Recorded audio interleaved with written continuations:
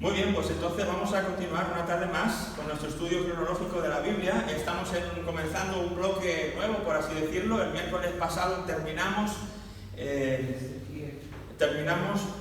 periodo de la historia que llega justo hasta la desaparición, por así decirlo, del Reino del Sur. ¿Recuerdan? Habíamos visto ya la invasión de los asirios y cómo habían conquistado a las tribus del norte de Israel en el año 721, cuando en 961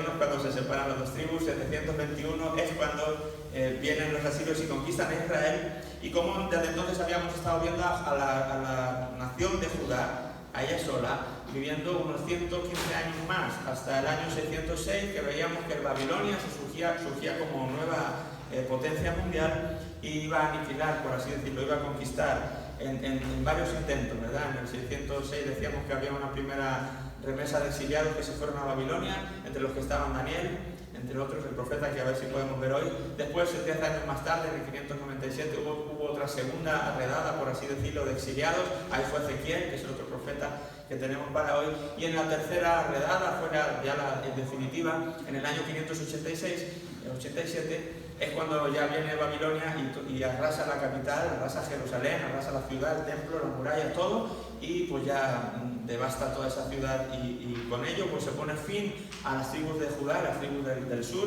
y en ese momento decíamos que nos quedábamos sin Israel en la tierra, sin geográficamente, políticamente, como unidad, como nación, ya no existía. Ahora estaban divididos, esparcidos por diferentes países, y aquí comenzaba entonces, decíamos, el exilio, el periodo que los teólogos, los estudiosos llaman como el exilio de Babilonia, del cual el profeta Jeremías ya había hablado. Recuerdan que había dicho, va a haber un exilio de 70 años, comenzando en el 606, que fue cuando hicieron la primera toma de rehenes, por así decirlo, o de exiliados.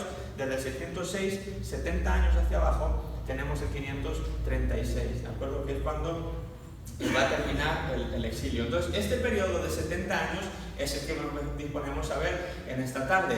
¿Qué ocurre ahora que no hay nación de Israel sobre la tierra como tal? ¿Qué ocurre con el pueblo de Dios? ¿Qué ha pasado con esos hijos suyos? ¿Qué ha pasado con ese pueblo que Dios había escogido, al cual había prometido bendecir desde Abraham, etcétera, etcétera? ¿Qué pasa con estos 70 años en los cuales ahora ya no existe esta nación llamada Israel? Pues vamos a ver qué ocurre en estos 70 años. ¿Se habrá olvidado Dios de su pueblo? ¿Seguirá interesado en ellos? ¿Tendrá alguna comunicación con ellos de alguna manera? ¿Dónde están los que se han quedado, los que se han ido?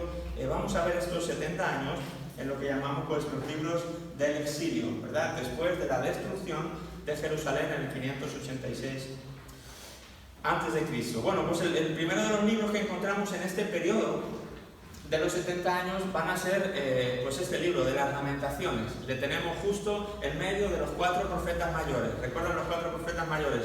Isaías, Jeremías, Ezequiel y Daniel. Son los 4 profetas mayores, pues en medio, Isaías, Jeremías, en medio de estos 4 libros, ahí mismo está Lamentaciones. ¿Por qué están ahí? Bueno, pues porque es un libro que se le atribuye a Jeremías, ¿de acuerdo? Al profeta Jeremías, el cual ya hemos pues no estudiado a fondo, ¿verdad? Porque no ha sido la intención. Estamos viendo un poco lo que es la cronología, pero sí hemos comentado ya su ministerio, su libro y los datos más destacados de él. Bueno, dejamos este libro de Lamentaciones para ahora, porque justo ahora, cuando en este periodo de tiempo pues escribe, el profeta Jeremías escribe este libro. Así que vamos a ver de qué se trata esto de las Lamentaciones de Jeremías. Dice que la evidencia señala a Jeremías como el autor de este libro de las Lamentaciones. El estilo literario es curioso porque, aunque es un libro poético, ¿de acuerdo? Es un libro escrito en poesía, forma, por así decirlo, una característica, una categoría muy particular, porque es un poema en forma de lamento, que el lamento fue en sí mismo como como un estilo propio, por así decirlo, como una subdivisión dentro de la poesía, por así decirlo. ¿Para qué se usaba este estilo literario del lamento? Pues lo dice aquí, ¿no? Era un estilo tanto antiguo como moderno, y era como para dar cauce al dolor, ¿de acuerdo? A mí se me hace esto como la música flamenco, ¿no? El flamenco es una manera que tienen los del sur ¿verdad? De expresar pues también ese dolor por lo que han sufrido, etcétera, etcétera. Es como ese cantar como con gemido, ¿verdad? Como algo que sale del alma, como algo que sale desgarrado. Es como es puro sentimiento, ¿verdad? Entonces el flamenco tiene esa connotación, quizás para los que son entendidos, obviamente saben mucho más que yo, otros quizás dicen, pues yo no sabía que eso del flamenco. Pues sí, tiene raíces por ahí. Es una manera de expresar el dolor cantando, ¿de acuerdo?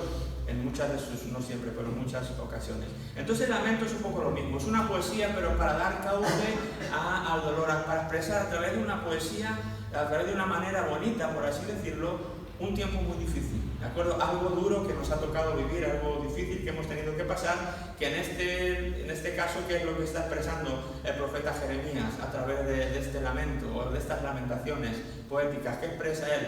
Pues todo su dolor por ver con sus propios ojos lo que ha pasado con su ciudad, lo que ha pasado con su pueblo, lo que él sabía de antemano que iba a ocurrir y que nadie le hizo caso, y que ahora era una realidad. Así que a través de estas lamentaciones el profeta va a dejar esa rienda suelta, por así decirlo, va a encauzar su dolor a través de este libro de las lamentaciones. Contiene entonces mucho de lo que vimos cuando vimos los libros poéticos. Recuerdan que veíamos que tenían una estructura literaria por distinta a otros libros, veíamos que había paralelismos, veía que había repeticiones, había figuras retóricas, un montón de cosas pertenecientes a la poesía. Pues bueno, aquí aplica también a este libro. Y tiene algo parecido a lo que tenía el Salmo 119. ¿Recuerdan cuando vimos el Salmo 119? Que cada grupo de 8 versículos comenzaba con una letra, era como un acróstico, decíamos, ¿no?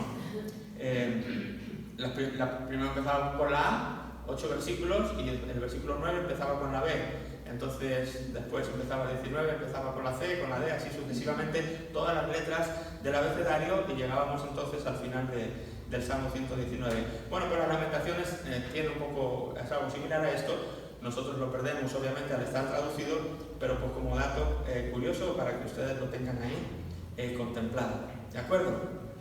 La fecha de este libro, pues según Segunda de Reyes 25 y Jeremías del 40 al 44, es probable que Jeremías escribiera este libro, dice, en Mizpa, en el año 586, justo recién ocurrido pues la catástrofe, ¿no? La destrucción de Jerusalén, de la ciudad. Justo ahí, cuando él vio todo eso, pues al poquito de ver la destrucción y el cumplimiento del juicio de Dios, pues él escribe este libro desde Mizpa. Él no estaba en Jerusalén, a Jeremías se la habían llevado ya, estaba en otra ciudad, pero desde esa ciudad él se entera, y entonces es cuando salen de él pues estas lamentaciones, al enterarse de lo que ha pasado con su ciudad, cómo la han quemado, cómo la han reducido a escombros, ¿de acuerdo? Fue una gran destrucción. Del bosquejo, pues como ven, son 5 lamentaciones, ¿de acuerdo? El libro está dividido en 5 lamentaciones, y en cada una de ellas pues es algo característico. La primera es el dolor de Jerusalén, después habla de la ira de Dios, de la esperanza que continúa a pesar de haber sufrido esto,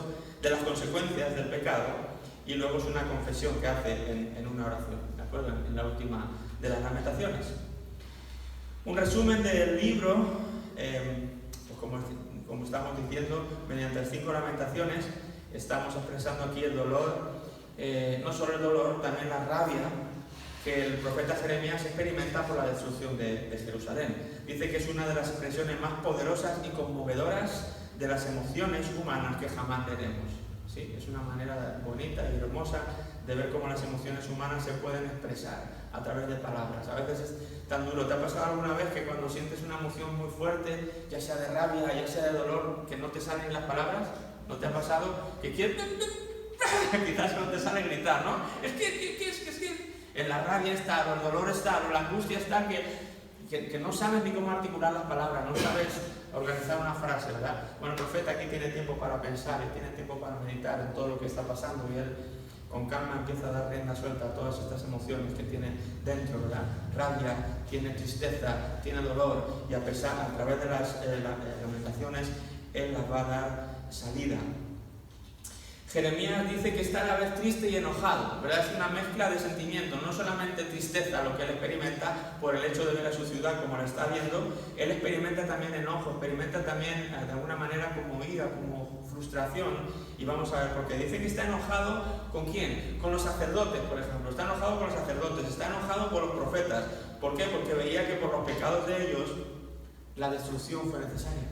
No le dieron otra alternativa a Dios. Jeremías lo sabía. Si hubieran cambiado su conducta, probablemente esto se podía haber evitado. Pero no la cambiaron. Entonces, una especie de frustración, de ira, de enojo contra estos grupos que supuestamente además estaban ahí para eso. Estaban ahí para hacer cumplir la ley de Dios, estaban ahí para enderezar, y lejos de eso, pues ellos mismos estaban metidos en pecado, ellos mismos estaban muy lejos de lo que Dios esperaba de su pueblo. Así que él siente rabia, y siente al ver cómo está su ciudad, él se tiene que volver a los profetas, él se tiene que volver a los sacerdotes y decir, caramba, qué rabia que haya pasado esto y ustedes no hayan podido hacer nada. Está enojado también con las naciones que han participado en llevar a cabo esta destrucción, con esas naciones que se han burlado de Israel, con esas naciones que han atacado a Israel y que de alguna manera han participado en que este juicio haya sido una realidad. Pero dice que por encima de la rabia y de la frustración y del enojo, lo que él tiene es tristeza, sobre todo. Él tiene tristeza y llora, ¿verdad? Él llora de tristeza. Ahora ya no es por su propio sufrimiento, sino por el sufrimiento que otros están pasando. A él no le tocó estar ahí en la ciudad y ver lo que pasó. Y claro, uno pues desde aquí te lo quieres imaginar, pero nunca podremos imaginar bien cómo fue aquello. Luego vamos a verlo, ¿no? Vamos a ver algunos detalles de lo que sucedió.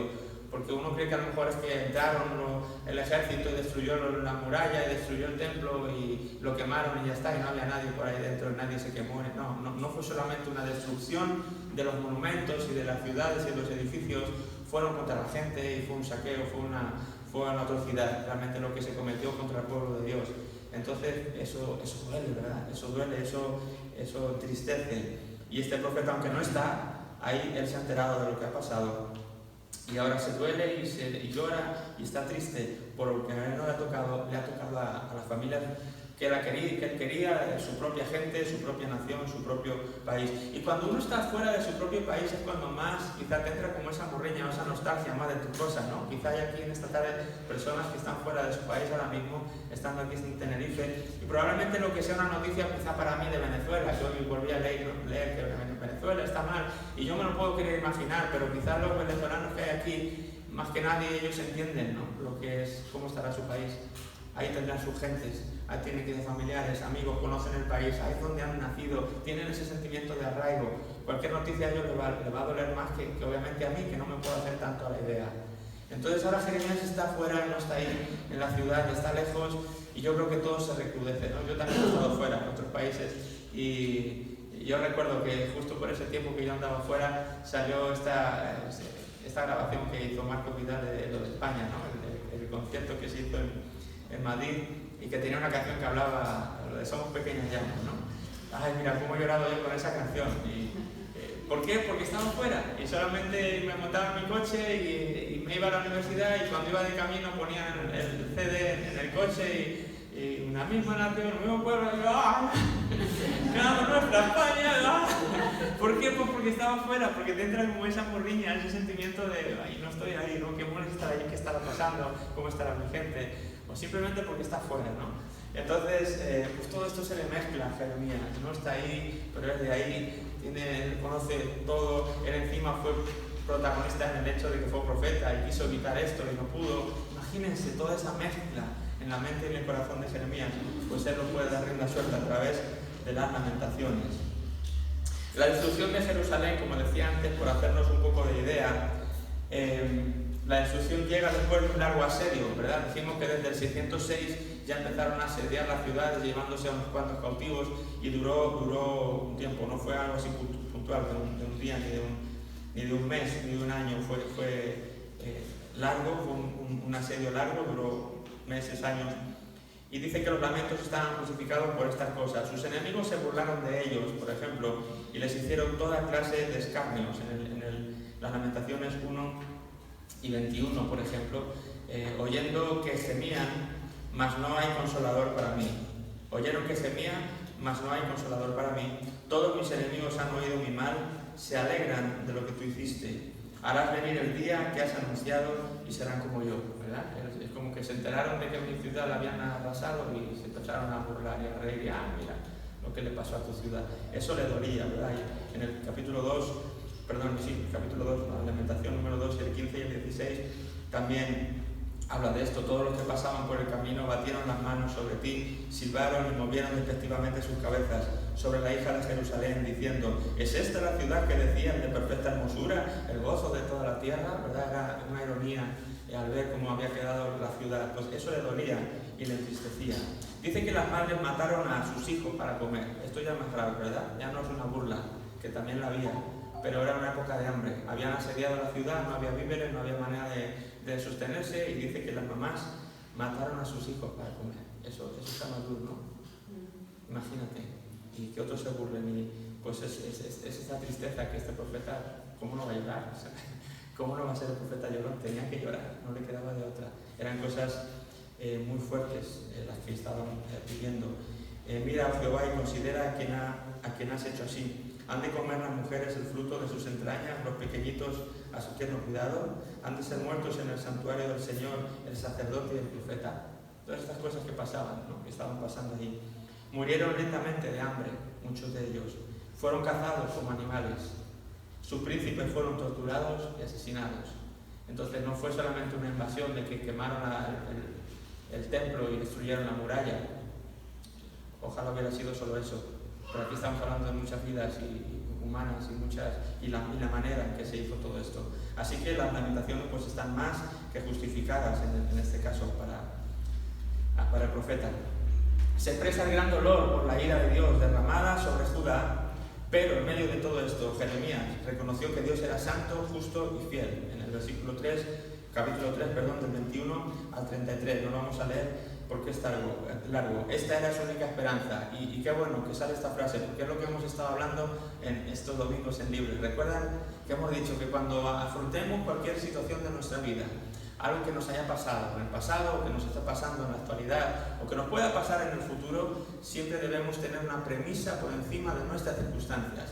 Y esa premisa es que Dios, decíamos, Dios es bueno, Dios es justo y Dios está en control. Decíamos eso, ¿verdad? ¿Recuerdan? Dios es bueno, Dios es justo y está en control. Es lo mismo que está haciendo Jeremías.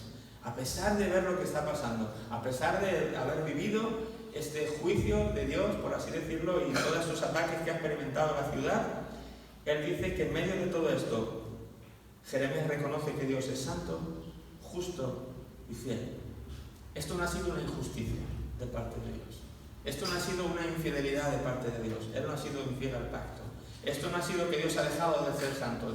Jeremías sabía: Dios, tú eres santo, tú eres justo, tú eres fiel. Si en medio de todo este dolor, en medio de lo que estamos viviendo, una cosa permanece segura: tú eres justo, tú eres santo, tú eres fiel. Eso no cambiará jamás, ¿verdad? Y eso es una fuente de esperanza en medio de las dificultades que debemos hacer nuestra. Yo quiero animarte en esta tarde, estés viviendo lo que estés viviendo o hayas vivido lo que hayas vivido. Si quizá lo viviste sin Dios, yo quiero que tú revivas ese momento, y en medio de ese momento tú puedas declarar: Señor, aunque en ese momento pasó lo que pasó y a lo mejor yo ni te conocía o yo no sé cómo era en ese momento, pero tú en ese momento eras justo, eras santo, eras fiel, me amabas, estabas en control. Eso no cambia, porque los atributos de Dios no cambian nunca, ¿sí? Y aunque la situación no se va a arreglar, pasó lo que pasó y quizá está pasando lo que está pasando, pero es una fuente de consuelo y de esperanza, saber que Dios es bueno, es justo, está en control, está conmigo, se está doliendo con mi situación también, ¿sí? Eso consuela, eso ayuda.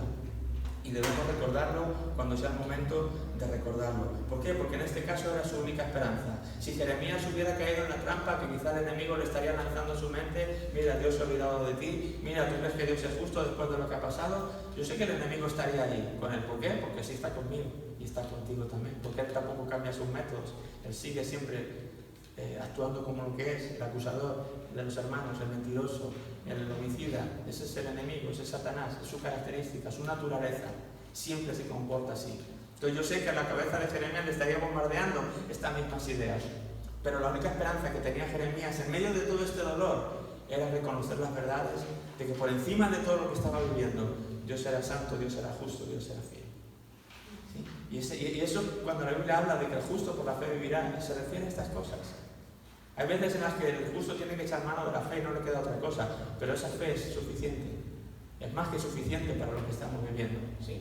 En el mundo tendréis aflicción. Jesús nunca prometió, ni Dios prometió, que aquí el cristiano fuera a estar libre de aflicciones, de dificultades, de tribulaciones, de persecuciones, quién sabe.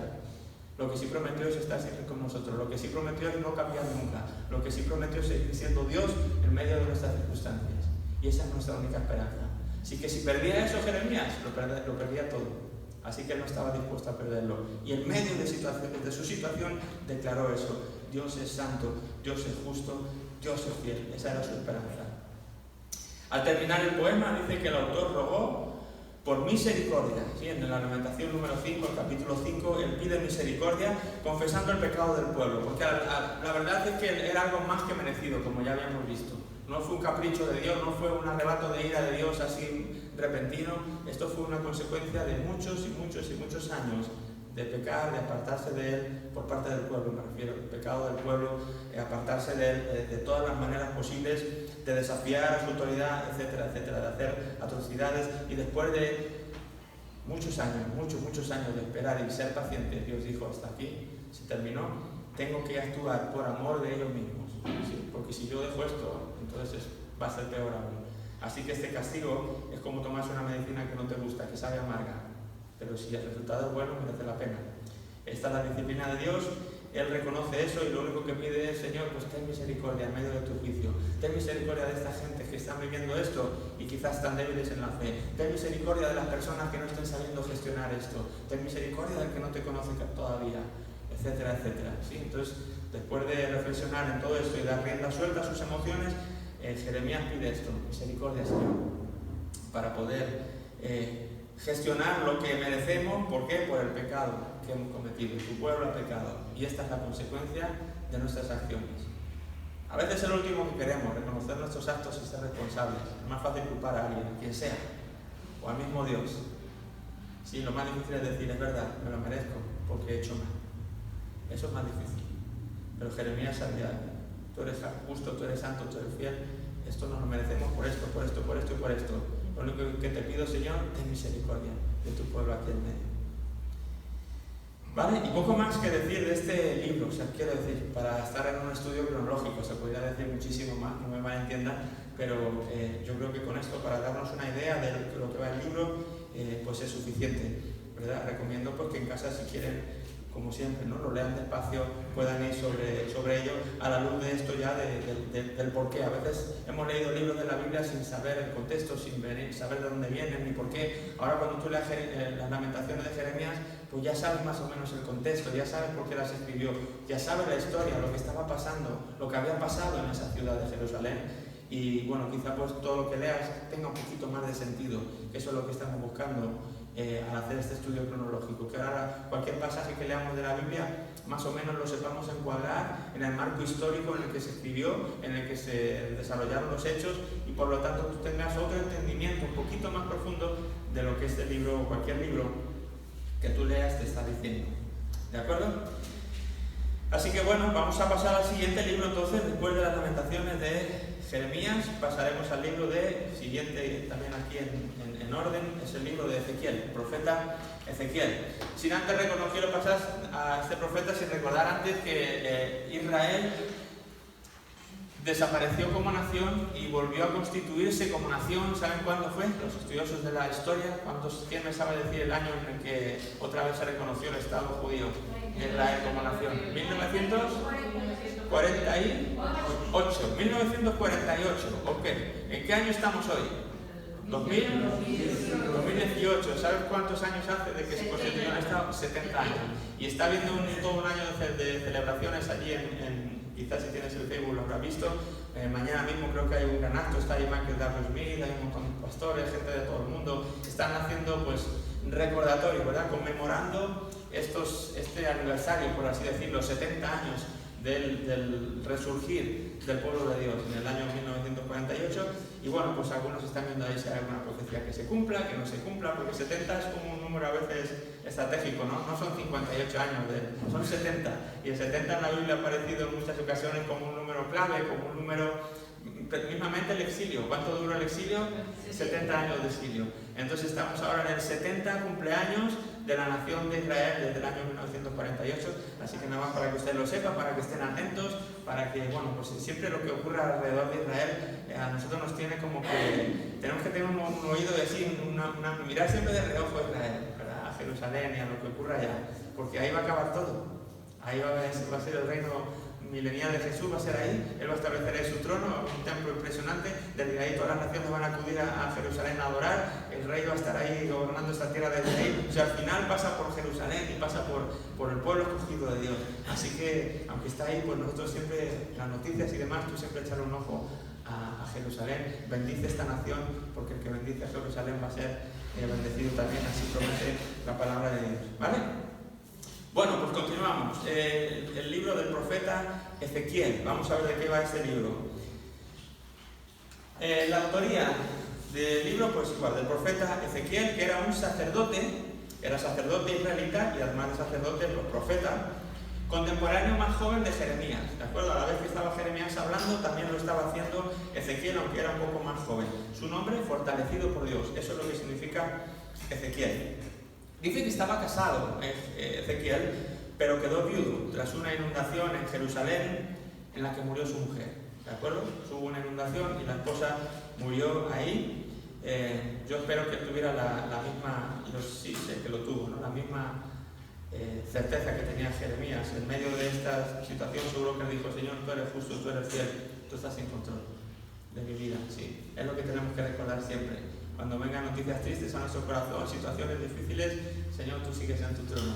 Señor, tú eres fiel, tú eres bueno, tú eres justo, tú eres santo. Eso no lo va a cambiar nadie. Ninguna circunstancia adversa que pueda venir a mi vida va a cambiar lo que tú eres y lo que tú sientes hacia mí. ¿Sí? Así que, bueno, en medio de las noticias tristes, Dios estaba ahí. Dice que además fue exiliado a Babilonia cuando en la segunda deportación de judíos, que fue en el año 596. Dijimos que había ¿cuántas deportaciones? ¿Recuerdan? 3. En el 606, la primera, que se va Daniel para allá con imagen, no Daniel solo, obviamente un grupo entre los que va el profeta Daniel. En la segunda deportación, 10 años después, 596, se va Ezequiel con otro grupo. Y la siguiente deportación, otros 10 años después, ya es la del 586, que es cuando destruyen Jerusalén. ¿De acuerdo? Eso lo tienen ya claro, lo hemos dicho varias veces. Así que Ezequiel se va con los de la segunda deportación de judíos a Babilonia. Es un libro profético que, al igual que Daniel, el libro de Daniel que vamos a ver después, si da tiempo y si no el miércoles que viene, y el libro de Apocalipsis, aparte de ser, estos dos libros junto con Ezequiel, aparte de ser libros proféticos, dice que tienen un carácter escatológico. Escatológico significa lo que habla sobre los últimos tiempos, ¿sí? La escatología es la rama de la teología que trata sobre los eventos futuros del final de los tiempos, ¿de acuerdo? Así que Ezequiel es un libro profético, pero tiene partes, no todo el libro, pero tiene algunas porciones de este libro que está tratando sobre eventos del futuro, ¿no? Como igual que nos habla Apocalipsis, como digo, o el libro de Daniel. La fecha de la actividad profética nos viene dada en el propio libro. ¿Cuándo fue esto? Pues desde el 593, según vemos en Ezequiel 1:2, hasta el 571 a.C., según leemos en el capítulo 29 y versículo 17. Aquí en el versículo 2 dice: en el 5.º año de la deportación del rey Joaquín, a los 5 días del mes. Vino palabra, o sea, nos dice hasta el día del mes exacto en el que le vino la palabra de Dios, y este Ezequiel pues empezó después a escribir y a transmitir esta palabra que él recibió en el 5.º año de la deportación del rey Joaquín, ¿de acuerdo? Así que eso fue en el 593 y fue hasta el 571. Un bosquejo de Ezequiel, lo tienen ahí, una introducción pequeña sobre de 3 capítulos, sobre la comisión, el mandato que recibe Ezequiel, sobre su llamado, su llamamiento, como lo quieran decir. Después habla desde el capítulo 4 hasta el 24, o sea, 20 capítulos, están hablando sobre las profecías de juicio sobre Judá. Después las profecías de juicio sobre los gentiles, del 25 al 32, profecías de restauración para Israel, desde el 33 al 39, y profecías de restablecimiento para Israel, del 40 al 48. Ezequiel vivió en Babilonia durante los últimos días del reino de Judá. Eso lo entendemos ahora, ¿verdad? Hemos dicho que los últimos días del reino de Judá terminaron en el 586 y él se fue para allá cuando, en la segunda deportación, en el 596. O sea, los últimos 10 años de la existencia de Judá, él ya se la pasó en Babilonia. Él ya estaba en Babilonia. Pero durante esos 10 años él está escribiendo. Dios le dio palabra para darle a los de Jerusalén, a los de Judá, aunque él estaba en Babilonia.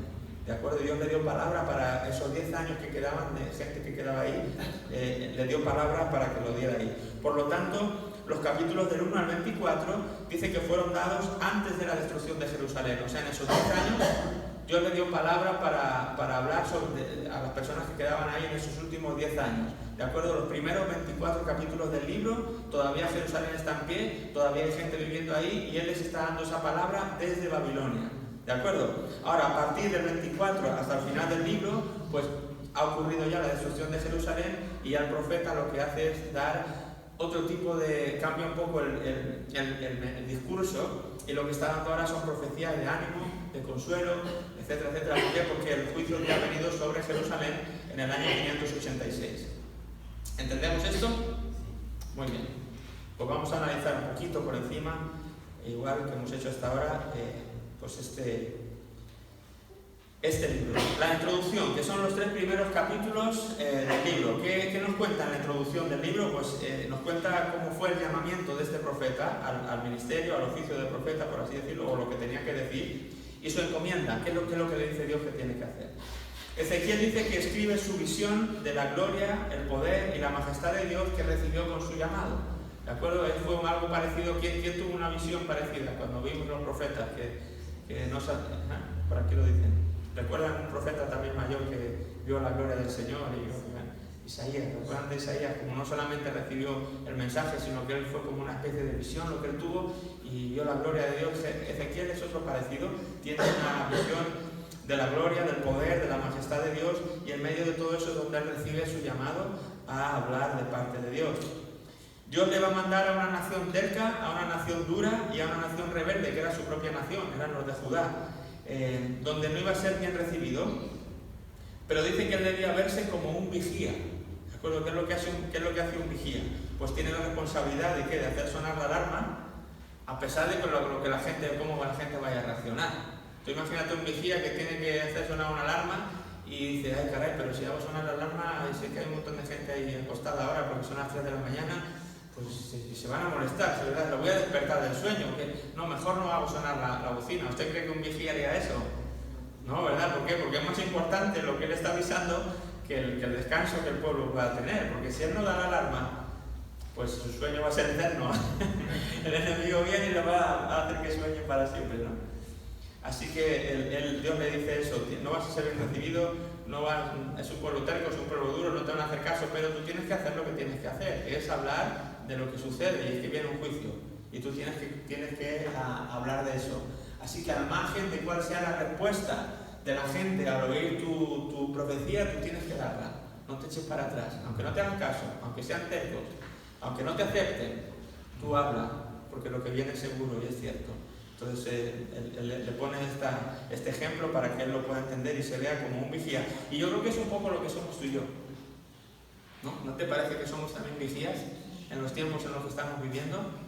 Y a veces nos incomoda quizá hablar a la gente porque pensamos que vamos a incomodar pues el que dirán, o quizá van a dejar de ser amigos nuestros, o quizá qué van a pensar de mí si me ven que les hablo de Dios y que les digo, ¿verdad? Y a veces todo ese tipo de pensamientos se nos cruzan cuando vamos a dar el mensaje del Evangelio a algunas personas. Pero yo quiero que podamos aprender de Ezequiel en este caso y decir, a ver, pero el Señor me ha puesto como vigía. Si yo no hablo por temor a esto, pues es peor para ellos porque el enemigo va a venir y los va a destruir.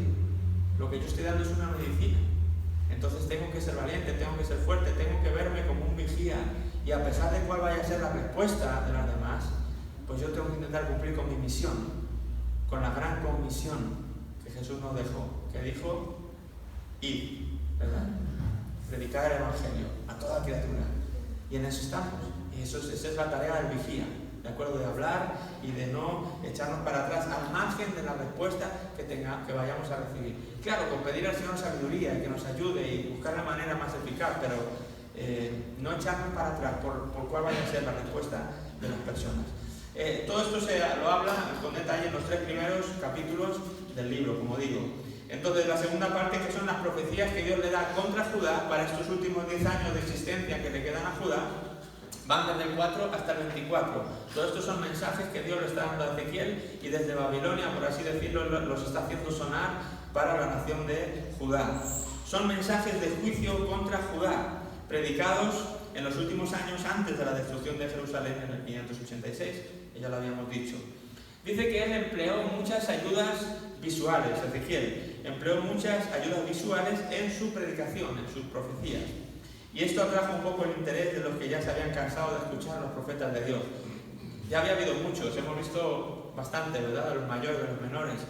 Y el pueblo quizá también se había como ya acostumbrado al profeta que venía y daba la palabra y decía la profecía de parte de Dios.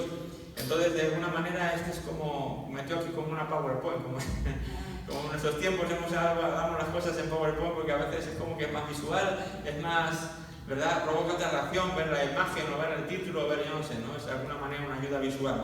Pues la PowerPoint ya estaba inventada desde Ezequiel, ¿no? Dios le dio estas visiones para que él hablara de una manera distinta. Es un poco lo que hizo Jesús con las parábolas. Él vino a hablar de una manera distinta, como todo el mundo de la época hablaba. Él introdujo este concepto, esta idea, este método de enseñanza de las parábolas y eso captaba la atención de las personas. Qué importante es saber captar la atención de las personas cuando vamos a hablar. Pedirle a Dios creatividad y maneras de poder, aunque vayamos a dar lo mismo, a ver de qué manera lo puedo dar para que sea diferente y captar la atención. Y a veces yo creo que es una responsabilidad que tenemos como iglesia cuando vamos a hablar, ¿no? A otras personas. Hablábamos hace poco con David de todo esto del baile y de cómo tiempo atrás uno salía a la calle con una guitarra española, 10 o 12 jóvenes con una guitarra española, te parabas en medio de la calle y mucha gente se paraba. No, 10 años, perdón, ha sido un exceso de confianza. Hace 30 años. Hace como 30 años salías con una guitarra y la gente se paraba. Oh, mira esos jóvenes ahí con una guitarra. Y pues eso llamaba la atención. Pero hace 10 años eso no llama, o hoy día eso no llama la atención. Llama la atención ahora estos, ¿no? Los del baile, ¿no? Los de JCUM, el ministerio de JCUM, que salen ahí, Impact Spain se llama, si alguno quiere buscar, son jóvenes dan vueltas estos ahí, street dance de estos, ¿no? Bailan como raperos y dan vueltas, hacen locuras en el suelo. Eso ahora los chavales se paran, mira eso que hacen, se paran a verlo, es atractivo, es novedoso, el mensaje es el mismo, el que dábamos con la guitarra hace 30 años, el que dan JCUM ahora, o un montón de ministerios que tienen herramientas de alguna manera distintas, el mensaje es el mismo, porque ese no lo podemos cambiar, ni debemos cambiarle, pero sí las formas. Debemos de buscar formas que capten la atención de la gente, para después dar el mismo mensaje que no pasa de moda, que no cambia, que es el mismo que recibimos del propio Jesús, es el mismo que tenemos que seguir dando ahora. Así que él está usando, pues, de alguna manera, una manera distinta de hablar. Él usa ayudas visuales en su predicación, dice, y eso atrajo un poquito. No es que obviamente se convirtiera todo el mundo. ¡Ah, qué ayuda visual! Sí, señora. No se convirtieron por masas, pero sí que atrajo el interés de aquellos que ya no mostraban interés por las cosas de Dios. Dice que con todos los judíos que vivían en Judá, pensaban que los malvados eran aquellos que Dios había exiliado. Fíjate cómo se pueden ver las cosas desde dos puntos de vista, ¿no? Dice que los que vivían en Judá pensaban que los malvados, los que lo habían hecho mal, eran esos deportados que se habían ido con Daniel, ese primer grupo, o este segundo grupo de deportados en los que se había ido Ezequiel. Ellos pensaban, mira, Dios se los ha llevado porque esos eran los pecadores, por eso Dios los ha llevado de aquí, los ha quitado, ha dejado aquí a los limpios, ha dejado nada más a los justos aquí en su ciudad, en su templo. Los que estaban aquí haciendo pecado, esos Dios se los ha llevado a los malvados. Así es como lo veían los habitantes de Judá. Ellos se veían como los buenos, porque habían quedado en su ciudad. Sin embargo, dice que Jeremías y Ezequiel veían la realidad de otra manera. Ellos creían que los exiliados eran los que Dios había de alguna manera preservado, se los había llevado para preservarlos del juicio, ¿de acuerdo? Y realmente, pues, en un sentido sí fue así. Aquellos que se fueron en estas dos oleadas, por así decirlo, hacia Babilonia, pues se libraron del juicio de Dios contra Judá. Pero los de Judá pensaban, se los han llevado porque Dios se los ha llevado porque eran los malos, ¿verdad? Jeremías y Ezequiel no piensan lo mismo, no, se los ha llevado para guardarlos, ¿de acuerdo? Entonces, como veces podemos estar viendo un mismo hecho desde dos puntos de vista tan distintos y siempre pensando que el otro es el que está mal, que yo soy el que estoy bien, ¿no? Eso es una habilidad tremenda que a veces tiene el enemigo para engañar a los que están mal y hacerles creer que realmente están bien. En los últimos tiempos va a ser así. Dice que a lo malo lo van a llamar como bueno, y a lo bueno lo van a llamar malo. Va a haber esa facultad de yo hago lo que está bien, ¿no? Quizás estoy matando a una persona, no, esto está bien. Bueno, va a haber esa capacidad. Ya lo había en este tiempo. Estas personas de Judá se veían como, nosotros somos los buenos. Imagínate cuántos años de pecado y de pecado. Mediante varias señales del profeta, varias señales que él hace, Dios explica la futura devastación que va a experimentar Judá en el capítulo 4. Y explica que uno de los principales motivos por los que Dios está mandando este juicio a su pueblo, a Judá, es ¿cuál? La idolatría. Sí, ya lo hemos hablado, en otros profetas han dicho lo mismo, pero Ezequiel desde Babilonia vuelve a insistir una vez más. Que sepan que eso está viniendo porque ustedes fueron un pueblo idólatra. ¿De acuerdo? Qué importante es limpiar la idolatría del pueblo de Dios, de nuestros corazones, de nuestras vidas, cualquier forma de idolatría, desarraiguémosla por completo.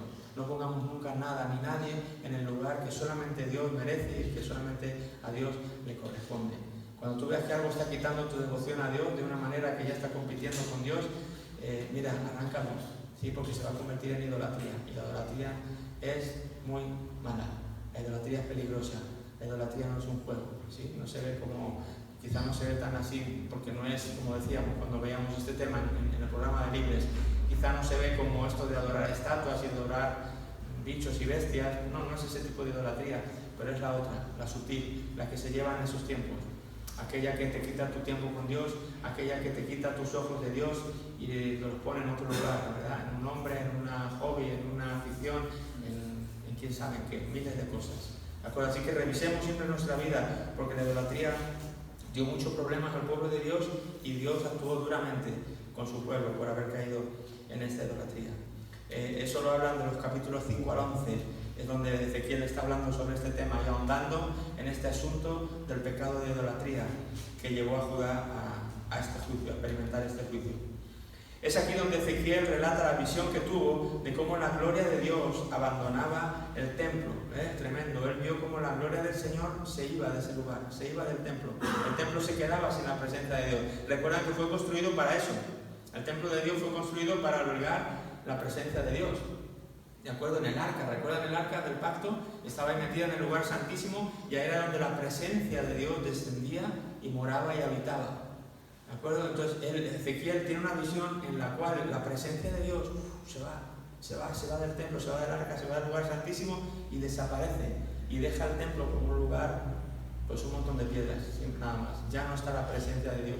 Están todos los mobiliarios, puede estar todo el mobiliario, puede estar el arca, puede estar lo que tú quieras, pero no está la presencia de Dios. Ezequiel lo vio, como esto la presencia de Dios abandonaba el templo, y dice que de esta manera lo despojaba así al templo del carácter sagrado, razón por la cual no destruirá a los gentiles que lo quemarían, ya que él no estaba ahí. Mira, los gentiles que llegaron en el 586, los babilonios que llegaron y arrasaron la ciudad y arrasaron el templo, no lo hubieran podido hacer si Dios estuviera dentro. No hubieran podido. Recuerdan, no sé, 1000 instancias. Se me viene a la mente ahora en el Antiguo Testamento cuando iban cargando el arca de la presencia de Dios y dijeron cómo había que cargarla, ¿verdad? A los hombros, y esto a alguien se le ocurrió, pues ¿para qué llevarla a hombros? Mejor la echamos en una carreta de bueyes, así no sufrimos, y bueno, pues ahí la carreta se fue el arca y cuando alguien la quiso tocar, ¿qué pasó? ¡Pum! Muerto, al instante, la presencia de Dios. Entonces la presencia de Dios no es algo que uno pueda destruir, la presencia de Dios no es algo que alguien de una nación ni nadie pueda llegar y... Si la presencia de Dios hubiera estado en el templo, los invasores hubieran llegado, yo no sé si hubieran caído para atrás todos, nada más al acercarse. Yo no sé lo que hubiera pasado. Pero pudieron quemar el templo y pudieron hacer lo que hicieron en Jerusalén. ¿Por qué? Porque Dios ya no estaba allí. Dios se había ido. Dios había partido. Ezequiel lo había visto. Cuando Babilonia llegó, Dios ya no estaba allí. Y a mí eso me da mucho que pensar, ¿no? Porque el templo por fuera seguiría siendo igual. De majestuoso, o de bonito, o de feo, como fuera. Los elementos, todo, podían hacer los mismos sacrificios, podían hacer los sacerdotes todo lo que hacían cuando la gloria de Dios, la presencia de Dios estaba ahí. Todo sería igual, pero ¿qué marca la diferencia? Pues que Dios esté o no esté ahí. Moisés reconoció eso. Moisés en su tiempo, recuerda cuando dijo: Señor, si tú no vienes con nosotros, yo no voy. Si tú no vienes, yo no me muevo aquí, ¿verdad? Y es que nunca se nos olviden estos principios, que nunca se nos olviden estas pequeñas lecciones, ¿de acuerdo? Porque cuando uno se plantea en tener una iglesia como la que tenemos y en estar volcando nuestra vida en esta iglesia, pues yo al menos, ¿no? Creo que hablo por muchos también, no solo por mí. No queremos solo ver un templo bonito, no solamente estamos pintando y poniendo luces y tal para que esto sea un lugar acogedor y sea un lugar bonito y aquí predicamos, no, estamos haciendo todo esto porque creemos que aquí hay algo más que gente y piedras y luces y aparatos, y es la presencia de Dios, y por eso venimos y por eso estamos aquí, ¿verdad? Si nos enterásemos de que Dios aquí ya no está, ¿qué hacemos aquí tú y yo? Por mucho estudio que demos, por mucha actividad que hagamos, si el Señor no está aquí, no vale para nada. En vano edifican los que edifican si Dios no construye su casa. Entonces, es lo que más debe preocuparnos, por encima de cualquier cosa, lo que nos debe preocupar a ti y a mí como parte de esta iglesia, ¿sabes qué es? Asegurarnos de que la presencia de Dios esté aquí. ¿Sí? Y eso de alguna manera lo podemos provocar, ¿sí? Como con nuestra vida, con nuestro modo de vivir. Cuando nosotros estamos viendo vidas limpias delante de Dios, cuando nosotros estamos pidiendo por santidad de nuestras vidas, cuando nosotros estamos preocupándonos de la palabra de Dios, por aprender más, por conocerle más, por darle a Él el primer lugar cada vez que venimos a este sitio, es como que estamos creando esa atmósfera en la que Dios está a gusto y desciende. Él está en todos los sitios, pero no se manifiesta en todos los sitios. Él se manifiesta donde realmente se le da la bienvenida, se le prepara, se le acepta y se le da el lugar que tiene que tener, que es el primero, aquí. Así que nunca robemos su gloria, que nunca pongamos los ojos en los hombres, que siempre busquemos su presencia, el medio nuestro, como lo más importante, porque si eso se va, pues es un templo que cualquiera va a poder venir y quemar. Pero si la presencia de Dios está aquí, esto no hay quien lo destruya. Esto no hay quien lo destruya. Así que esta visión la tiene Ezequiel. Ve como la presencia de Dios abandonaba el templo y es por eso que los gentiles pueden quemarlo y destruirlo. Las visiones también sirvieron de advertencia al pueblo para que no pusieran su confianza en el templo. Qué curioso, ¿no? Como habían hecho, como si se tratara de un amuleto de buena suerte. Estos pensaban que mientras estuvieran en el templo, mientras estuvieran haciendo sacrificios y mientras pues no pasaba nada si eran idólatras o si eran otro tipo de cosas, ¿verdad? El templo estaba ahí, los sacerdotes hacían sus funciones y habían convertido el templo en, pues eso, en una religión. Se habían olvidado de la presencia de Dios, se habían olvidado de agradar a Dios. Lo habían convertido en una religión nada más, en un rito religioso. Y cuidado, porque los ritos religiosos tienen apariencia de bondad, tienen apariencia de cosas buenas y santas, pero si la presencia de Dios no está en ellos, son solamente esos ritos, que no valen para nada, amuletos, fetiches, que quizá lo que hacen es alejarte aún más de Dios, más que acercarte a Él. Así que él habla sobre esto, ¿no? Sobre que al pueblo no pongan su confianza en el templo, no piensen que porque tienen el templo pues van a estar impunes o Dios no les va a poder castigar o ninguna otra nación va a poder venir, porque Dios ya se ha ido de ahí. Ojo, cuidado. Dios declara que este futuro juicio que va a venir sobre ellos es irrevocable, ya lo había dicho a través de otros profetas, al decir que no lo detendría aunque estuvieran en vida los justos Noé, Daniel o Job, ¿de acuerdo? O sea, Ezequiel habla de esa manera. Miren, ni aunque estuvieran aquí, estas personas podían evitar algo que ya es inevitable. El juicio de Dios sobre esta nación por la idolatría y por todo lo que ya les había dicho. Eso lo habla en el capítulo 14 y los versículos 14 y 20. ¿De acuerdo? Era algo que Dios ya tenía estipulado. ¿Por qué seguían los profetas anunciando y intentando todavía dar esas palabras? Si ya el juicio era inminente, pues lo dijimos la otra vez.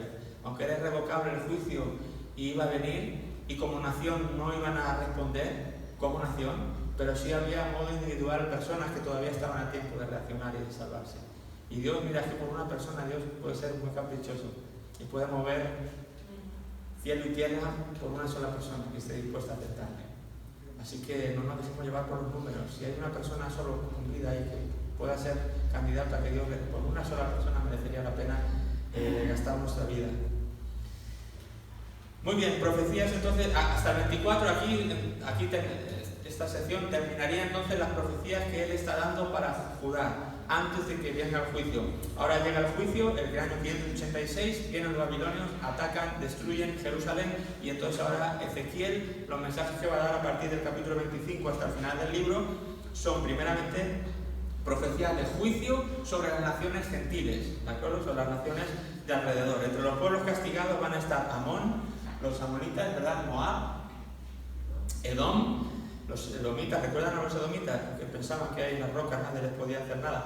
Filistea, Egipto y Babilonia, en base al pacto que hizo con Abraham de maldecir a los que maldijesen a Israel. ¿De acuerdo? Babilonia no iba a quedar impune por lo que le había hecho al pueblo de Dios. Aunque Dios lo hubiera usado para traer el juicio contra su nación, ellos mismos iban a cosechar pues la semilla que decíamos el otro día, ¿no? De maldad por su propio pecado, por lo que habían hecho contra el pueblo de Dios. Y él tenía que maldecir a los que maldijesen a Israel. Las profecías dadas hasta el capítulo 32, el profeta las dio antes de la caída de Jerusalén, que ya hemos dicho, y a partir del siguiente capítulo son después de la caída de Jerusalén. Profecías de restauración para Israel, los otros bloques que se hablan en el capítulo 33 hasta el 39. Dios habla de una restauración de Israel, restaurar las cosas. Después de proclamar el juicio, Ezequiel mira hacia adelante, ¿de acuerdo? Mira hacia adelante y ve esos días gloriosos en los que va a llegar la restauración. Qué bonito tener la capacidad de poder mirar hacia adelante. Es una capacidad que tenemos que pedir a Dios que nos dé. Y hemos hablado, y creo que es una capacidad que deberíamos tener todos los cristianos. No me refiero así como querer mirar en el futuro, ¿con qué me voy a casar? O qué va a pasar el año que viene, o qué décimo de lotería va a salir premiado. No estoy hablando de ese tipo de futuro, no. Pero estoy hablando que deberíamos vivir el presente con nuestra mirada en el futuro, pero en ese futuro más allá, ¿sí? En ese futuro eterno. Yo creo que es muy interesante poder vivir esta vida, y lo he dicho ya, y alguna vez vamos a dar alguna serie o algo sobre vivir con una perspectiva de la eternidad en mente. Vivir nuestra vida con la perspectiva de la eternidad. ¿Por qué? Porque tú y yo no somos seres temporales, somos seres eternos. Y Dios ha puesto eternidad en el corazón del hombre. Y cuando recibimos a Jesús, esa eternidad la vamos a pasar con Él. Entonces, poder vivir y afrontar lo que nos sucede en esta vida con la mirada puesta en la eternidad es algo que puede marcar la diferencia en nuestra vida. Y de alguna manera esto es lo que el profeta estaba intentando hacer aquí. Él estaba hablando que aunque estaba el juicio y acababa de pasar y Jerusalén había sido destruida, él estaba hablando de esos días gloriosos en los que iba a llegar la restauración. Ezequiel le dice que Israel tiene un gran futuro, ¿de acuerdo? Aunque ahora lo están pasando mal, él mira hacia adelante y dice, bueno chicos, yo sé que, pero miren hacia adelante, hay un gran futuro para ustedes. Y eso también es un consuelo para cuando pasamos pruebas aquí, ¿verdad? Hay un gran futuro para los creyentes, para los hijos de Dios. Hay un gran futuro, ¿verdad? El que lo tiene difícil es el enemigo, ese es el que lo tiene pero difícil. Cada vez él viene a recordarte a ti el pasado siempre. Mira lo que hiciste, mira lo que tal, cómo vas así, si tú, y te hace mirar para atrás, a tu vida, a todo lo malo. Y yo siempre digo igual, cuando él venga a tu vida a recordarte tu pasado, tú recuérdale a su futuro, a ver quién gana. ¿Sí? Porque él va a ser destruido en el lago de fuego eternamente. Y tú vas a tener vida eterna con el Señor, por siempre. Sí, así que cuando Él te recuerde tu pasado, diré, muy bien, tú podrás decirme lo que quieras. Eso ya lo perdonó Jesús. Ahora déjame que te recuerde a ti tu futuro, porque lo tienes negro y yo lo tengo blanco. Yo soy hijo de Dios, ¿verdad? No Dios, quiero decir, los cristianos. ¿Sí? Es un arma poderosa. Ezequiel dice que Israel tendrá una doble restauración. Israel va a ser restaurada política y geográficamente, lo cual ocurrirá, dice, al final de los días, lo dice él así, el profeta, y algo que menciona en distintos lugares. Él habla de una restauración política y geográfica, ¿verdad? Nosotros lo hemos visto ya, hablábamos antes del año 1948, ¿no? Como es restaurado política y geográficamente. Y también habla de la restauración que Israel va a tener espiritual, ¿sí? Una restauración espiritual cuando se vuelva al Señor. El orden de la restauración es claro, primero va a ser una restauración física, que ya ha ocurrido, y después una restauración espiritual que estamos esperando. Que va a ocurrir, no sabemos cuándo, pero no queda mucho. Estamos al final de los tiempos. Así que esto, Ezequiel ya habla de ello. Le dice, aunque estés pasando mal, vas a ser restaurada de esta manera y de esta otra manera. Israel, ánimo, cobra ánimo. Las noticias, el futuro es bueno, es positivo. La idea de la restauración se resume de forma gráfica en la visión del Valle de los Huesos Secos. ¿Cuántos no han leído este capítulo? ¿Verdad? Léetelo, que es un capítulo de estos bonitos, de estos que yo me recuerdo de leerlo hace muchos años cuando era joven y de estos que te marcan. Te impresiona leer este relato donde dice que hay un montón de huesos secos esparcidos por un valle que representan a Israel repartida ahora por diferentes Siria, Babilonia, por todos los países donde se los fueron llevando, Egipto y cualquier otro país de las naciones gentiles. Y aunque parecía una situación irremediable, que iba a poder salir de un montón de huesos esparcidos por aquí y por allá, secos, bueno, Dios les dice que estos huesos van a volver a tener vida. Y así ocurre en la visión. Es una visión que él tiene donde ve que estos huesos de repente se empiezan a llenar, ¿verdad?, de músculo, de tendones, de tal, y de repente se forma no solamente ya un cuerpo normal, sino que cobra vida y son un ejército encima, ¿no? Dice que se convierten, estos huesos secos se convierten en un ejército. Es un capítulo, a mí me encanta ese capítulo. Dice que se llenan aquí tejido, carne, todo, lo cual habla de la restauración física de la nación. Pero claro, ¿quién quiere un cuerpo sin vida? Pues no vale para nada, ¿no? Como el templo. ¿Quién quiere un templo sin la presencia de Dios? ¿Quién quiere una iglesia sin la presencia de Dios? Pues nadie. Lo interesante es que esté la vida dentro de eso. Entonces habla después del viento, de ese espíritu de Dios y el aliento que entran en ese cuerpo muerto y le vuelven a dar vida, lo cual representa la restauración espiritual de la nación, la cual todavía no ha llegado en su totalidad, en la cual llegará. Pero en ese valle de los huesos secos ya se vio. O sea, esto es una realidad que tarde o temprano va a acontecer. Así que la promesa del espíritu de vida es algo clave, es un factor clave en la fidelidad al pacto. Si Dios ha sido fiel en cumplir su pacto hasta este momento, lo va a seguir siendo fiel para cumplirlo hasta el final. ¿De acuerdo? Y parte del pacto y parte de que esto suceda es porque Dios sea fiel a su pacto, y eso sabemos que lo va a ser.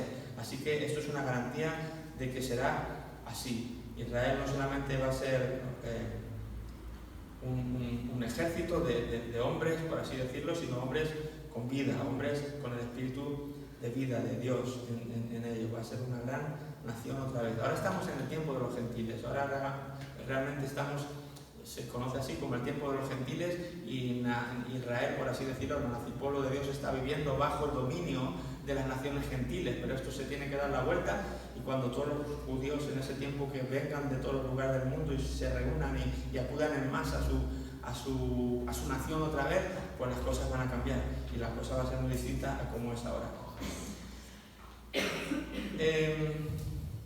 Me queda una más, la terminamos para ya no dejarlo a medias. Son las últimas profecías de restablecimiento para Israel. Los últimos 8 capítulos del libro, tiene 48 capítulos.